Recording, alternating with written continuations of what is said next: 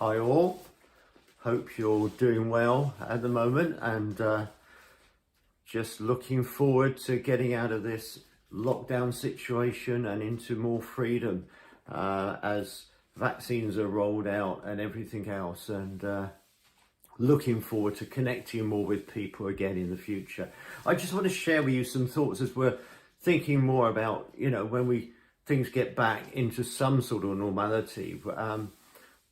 I've been thinking and musing on the difference between church and kingdom, and I want to share some thoughts about that and what it's going to mean as we go out into the world and share the good news of Jesus. The kingdom is the rule and reign of God, and Jesus spoke a lot about the kingdom in Matthew 13, and I was looking particularly at the parable of the wheat and the weeds. Or the tares, as it is in the old-fashioned one, or whatever. And, there's lots of different views about these parables. It's very interesting when you look at it. But it seems to me that in the parable, give you a bit of background. I'm not going to read it to you to save time, but I want you to have a look at it and think it through. But Jesus explains who each of the characters are. And we probably know that in the parable, the farmer, he's planted his seed, and an enemy's come along and has planted weeds in amongst the seed. Now, it's probably those weeds are something called bearded darnel, which grows up and looks exactly the same as wheat does until the heads are formed, and then you can see the difference. But by that time, it's too late because the roots have grown together, so that if you pull one up, you're likely to pull the other one up as well, which is exactly what Jesus says. That in the story, the farmer says, to his servants, don't go pulling up the wheat now, because you're likely to pull up, the weeds now, you're likely to pull up the wheat. And so leave it to the harvest. And the whole idea is that you're going to have like evil and good growing up until the end of the age. And we leave that to God to sort out. And in fact, what I believe they do, or did in those days, is that when they actually did leave that until it was harvested, and then they would get the seeds and they put them out on a tray, and they would see the difference in the seeds and painstakingly pick out the darnel, because it was actually poisonous, tasted really bitter. So they would have to pick those out painstakingly by hand. Very interesting. But this is the point. When we go out and we spread, Jesus is talking about the world. When we go out and we spread kingdom influence in the world, we're not in the position where we decide what is a weed and what isn't, or whatever. We just go out. Our job is to go out and spread kingdom influence. You've got the story of the net being thrown out later on as well, and Jesus talks about the net being thrown out, and then everything's gathered in, and then they sort out the fish. You throw back the ones that you don't want. You get rid of that bit of seaweed that's on there, or the old shopping trolley, or whatever you've got in there. You have to sort it out. There is a clearing out, but that's God's job. It's not for us to judge. I read a story of a respected prophet who he had inroads into the media industry, into the music industry specifically, and he was starting to make good relationships with some very well-known people. And there was one particular singer who was very well known, but her lifestyle left a lot to be desired. And he met her at a party he'd been invited to, and he was able to sit with her and talk, and she burst into tears and said how she was trying to get her life sorted out, and he was able to talk to her, to pray with her, and so on. And he left really encouraged because he had shared Jesus with her and so on. But it was a little while later that he was at a big conference, and the speaker was talking, and the speaker mentioned this singer and immediately criticized her and pulled her down in front of everybody. And he said his heart almost broke, because he thought, if this message gets back to her, there is no way that she is going to come into the church. There's no way she's going to listen to any talk about Jesus. And yet he knew that in her heart, she wanted to do the right thing. You see, it's not for us to try and decide who's the weeds. You know, in this life, you are going to be mixing with weeds, but you're also going to be mixing with wheat, with the good. And God is the only one who is going to be able to judge. And Jesus says, you know, we're not to judge. This is what I'm thinking. The message is clearly in these parables. We're not to judge. In Matthew 7, he says, do not judge in case you're judged. We are not the judges. We're not to go out and tell the world how to live and tell people how to live and pick out their sins and all the rest of it. The church has done that. You know, the church worldwide has been very good at that at times, you know, and just pulled people down, and they've not wanted to know. The church is known as being very judgmental. You talk to people and they will say that, oh, the church is just so judgmental, self-righteous, think they've got it all together, you know. And that's not what we're called to be. We're called to hold out life and hold out hope.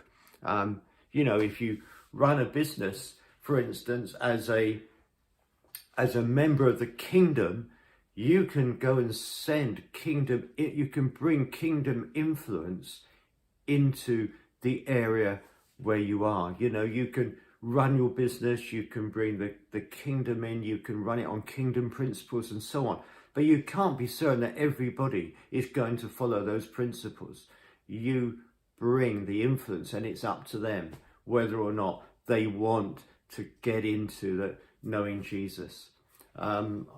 When I can well remember our time in Spain, and I loved our holiday in Spain. We had some time there, and every day, you know, I was in shorts and t-shirt, loving the climate. You know, I don't think everybody else probably loved me in shorts and t-shirt.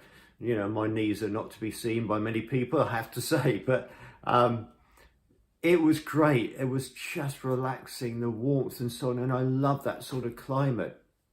But it's not my climate. I was enjoying their climate. I was, you know, it's like I was in that climate for a period of time, but then my climate, of course, is generally, it seems to me, rather damp and cold and not particularly nice. And it's like, that's what we do. We go out into the world and we bring the climate of the kingdom, and whether people want to be part of that, that's up to them. Or do they want to go back to their damp and dingy climate or stay in that one? That's up to them. But we just bring the goodness of the King. And but the church is the ecclesia, the called out ones. It's interesting that actually the term comes from a classical Greek term, which means the ruling body that ruled over a city. So it was a political body that would rule over the affairs of a city. And it's interesting that Jesus in Matthew 16 gave his ecclesia, his church, the keys to the kingdom. We were given authority. That's what the keys stand for. We're given authority. So we are given the ability to rule and reign, to bring something into the environment where we are. And of course, the ecclesia, we're called out ones. We're called out from the field of the world, if you like. We are called out. We are to be in one way separate, but to go into them. So we are to be different in the way we are, but not to separate ourselves out. So there has to be a certain level of maturity and holiness that God expects in his church, in his people. And you know, there is a place for discipline amongst us because we are disciples. So we should grow in the way we live. We should be disciplined in the way we live. We should be living God's way because that's what he wants for us, you know. And that's a growth thing, because when people come in from outside and they come in and they start that relationship with Jesus, they're not going to get it all together straight away. So it's like my small grandchildren, you know, my very small grandchildren. I'm not surprised if they sit there and they throw food on the floor, because that's what you children do when they're very, very young. And that's fine. And anything else they do, which is a little bit naughty, if you like, you know, I can find it quite amusing. It's a great thing about being a granddad, is that you can see these things and laugh behind your hand, as it were. and enjoy it, and the poor parents have to deal with it, you know. But you know they're not going to stay that way. I wouldn't expect my adult children to be throwing food on the floor. There's a maturity that comes, and we need to grow into that. Jesus expects growth, but not instant growth. We have to have grace with people. So God calls his church to be separate in the way they live, to live a lifestyle that honors King Jesus, but go out into the world and spread kingdom influence, like that beautiful climate, spread kingdom influence into the world, and not go about judging and trying to pick up the weeds, if you like, try to pull out the weeds. Let's just leave that to God.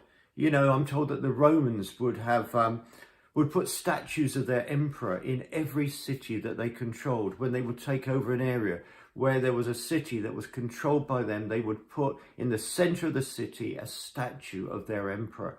And that was to remind the subject people that this is your emperor, this is the one that's in charge. And they would see him every time they went to the market to do their work or whatever. And that statue was made in the image of the emperor, of course.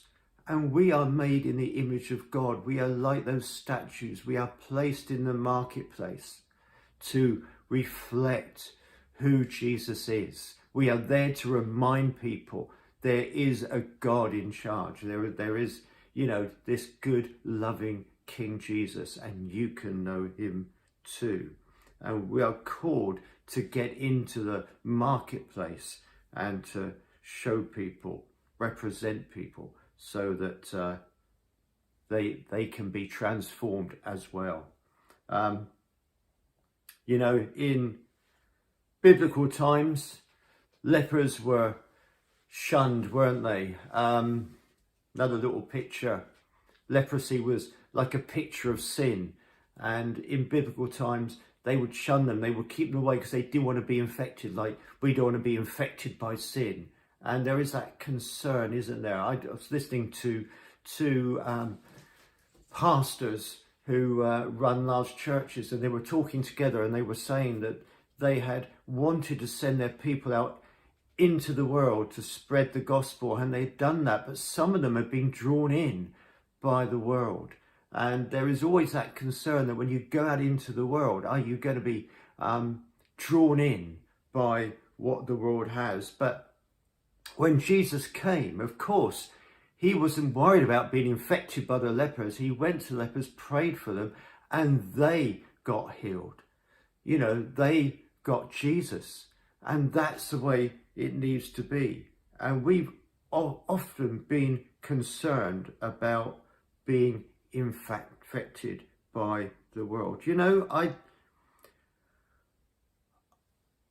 think what we need to do is to be so inoculated with Jesus as a people. We are so inoculated with him, if you like, that we go out into the world, that we go out and we share him, and the world gets infected with the truth of Jesus. You know, let's spread the infection of the gospel far and wide. Get yourself totally inoculated, vaccinated with Jesus. Get yourself so that you are totally living for him 100%. Let's get before him with the things in our lives that are not right. Let's repent. Let's put them right. Let's just get before him and be filled with him. And then when we go out in the world, what we do is we actually spread Jesus wherever we go. We don't have to keep back from the leper, if you like. We come with the keys of the kingdom, with the full authority of the king. You carry his authority everywhere you go. You know, he is ultimate authority, and he's given us the Great Commission. So therefore, his authority rests on our shoulders. What a thought. And we go out with that authority to reach into this world and to change this world for him. You know, infecting the world with his truth. That sort of infection is the one where we need to see the R number above 1, because we to be well above 1, so that people get saved and it's multiplied, and we see revival come in this nation. God bless you as you think on these things.